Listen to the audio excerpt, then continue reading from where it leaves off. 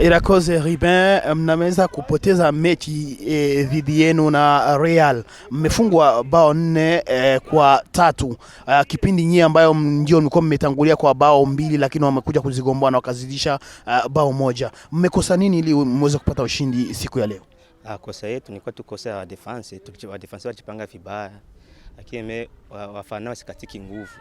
Ingine machi zinabakia tutafunga tu inshallah, tutafunga zingine machi. Hata naambia hata wajuri wetu pale wafate nguvu kwa tubakia na machi 3.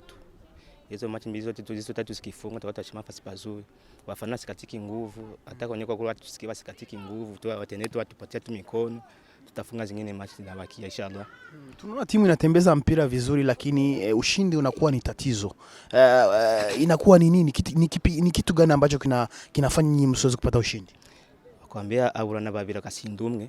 Sasa kweli tunajua kutembeza balo chini, lakini meko tunakosa ile ya kufunga sasa. Ndio tunaenda hivi tunaenda tena corriger. Tuangalie kisi tuko tunaacha tu balo mbele. Inshallah kabisa Mwenyezi Mungu tusaidie hizo maji 3 zinabakia tutazifunga tu. Matumaini yapo ya kubaki daraja la 4 au matumaini yapo ya kuweza kupanda daraja la 3? Kwa pana mnabakiza mechi finyo. Matumaini ya kupanda daraja ya kume hivi tuko tunagombania tusishuki, tubaki tu pale pale.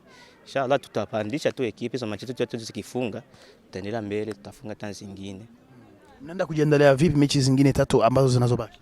Hii mechi zingine 3 zinabakia, tunabaki tu tuambie tu wajuere tutupike tu entraînement nyingi za kutosha, tuangalie kisa sisi tuokoa hizo match 3 zinabakia, hata tukifunga hata match 2 tukapata nafasi, tutasema nafasi pazuri.